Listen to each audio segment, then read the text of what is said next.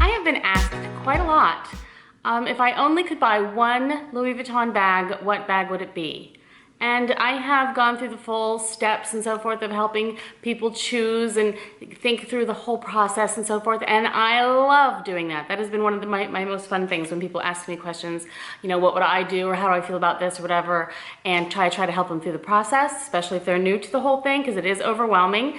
But I've been asked so often that I thought, you know what, why don't I just put out a video on the things that I consider to be the questions to ask yourself if you have only the money to buy one bag right now or ever, and which bag should that be? So you have the money you're going to put aside, you want one good bag, and you want it to be from Louis Vuitton. It could be from any other design house also, but you know, the one I'm using for this example is Louis Vuitton.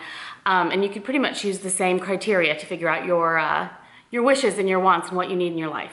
So these are the things. I've come up with 7 questions basically to ask yourself to narrow down your possibilities and narrow down what it is that you would find to be your very best purchase if you could buy one bag from Louis Vuitton. So here we go. First off, obviously you have to decide what price you are willing to spend or willing to save for or whatever for this bag. You can work this backwards or forwards. You can either decide, this is my money I can spend, this is all I have, this is all I will ever have, this is the end, I will not be comfortable with anything higher than this.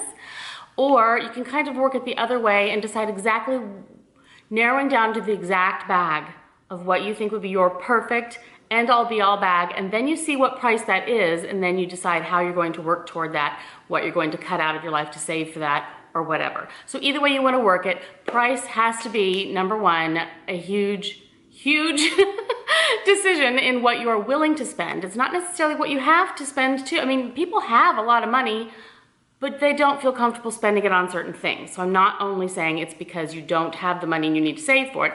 I'm saying you could have all the money in the world and it's just not important to you to spend that much on something, a certain item. So there we go. Price, number one.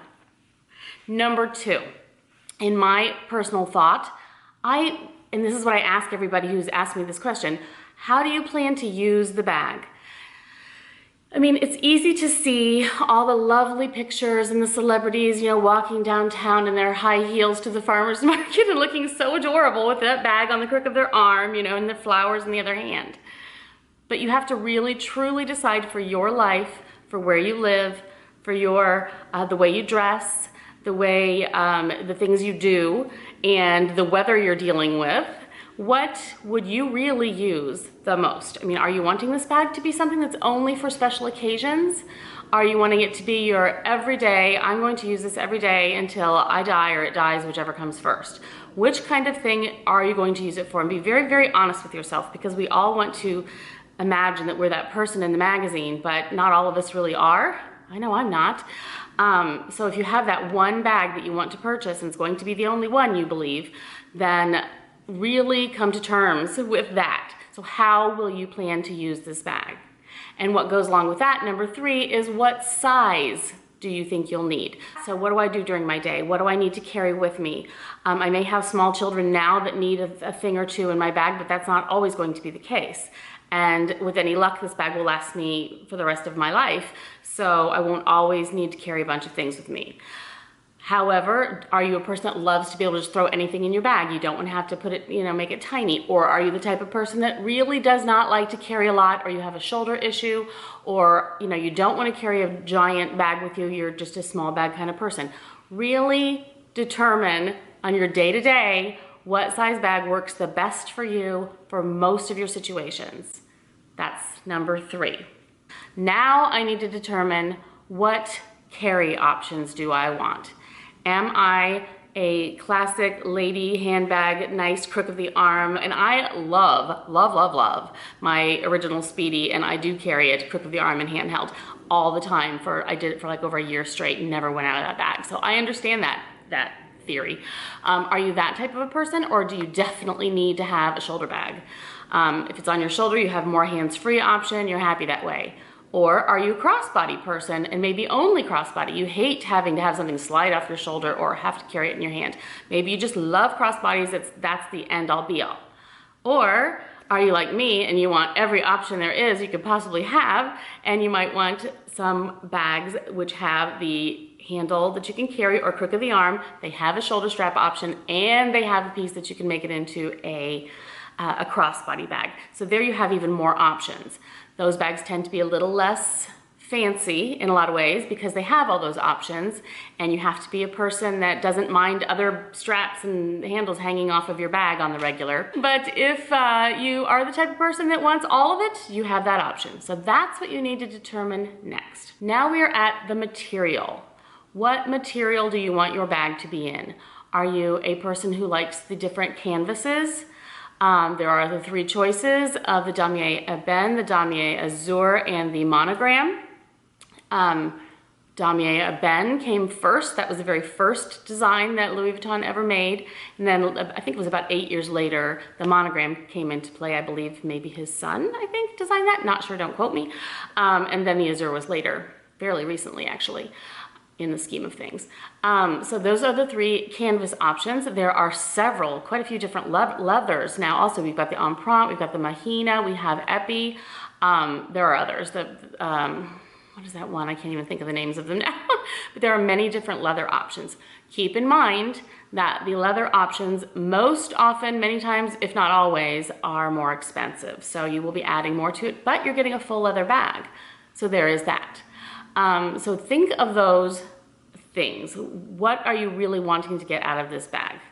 So, and how do you want it to look? So that is your next.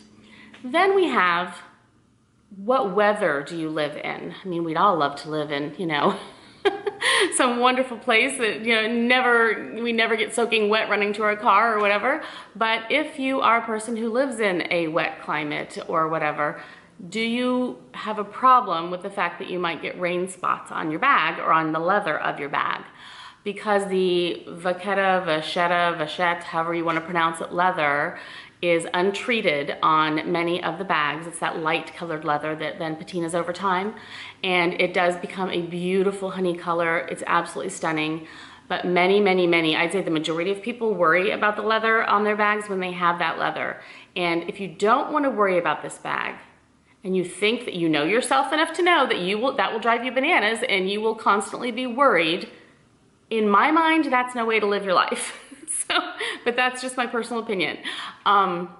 Maybe you have it set in your mind that if you get one bag, you want it to be monogram with the untreated leather. You know, maybe that's what you have to have because that's your idea of Louis Vuitton. That's fine, absolutely fine. But I do urge you to try to learn to just love it with all its little bits and pieces and flaws that aren't really flaws. You know, if it does have a mark on the leather, if there is a raindrop, just try to remember that wonderful day you spent shopping and running to the car laughing in the rain and you got that drop. It's part of your life. It's part of the history of the bag. Try to learn to have that kind of a mindset if you can.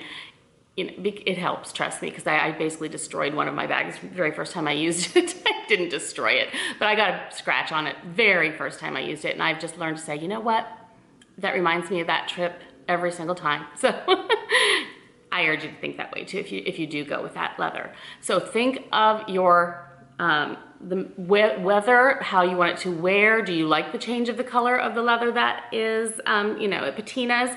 Do you, like, let's say if you have a damier azur bag, azur here, this is what I'm talking about. If you have one of these bags in this canvas, I personally think they look lovely when the vachetta leather is new and starting to patina and gets its slight honey. I don't necessarily care for the look of it once the patina has gotten the darker honey color. To me, they don't go together as well. So that's kind of a consideration for me when it comes to this. And this is why I don't have one of these bags yet, because I'm still trying to decide how I'm going to deal with that. So think of those things too. And then finally, are you wanting something that is classic, that has been around forever, for something that like Audrey Hepburn carried, Grace Kelly, you know, someone who just is iconic to you and you've seen this bag since you were a child, such as a Speedy, an Alma, any of those really iconic bags. Is that what you're looking for? Is that what you want to have for your main bag?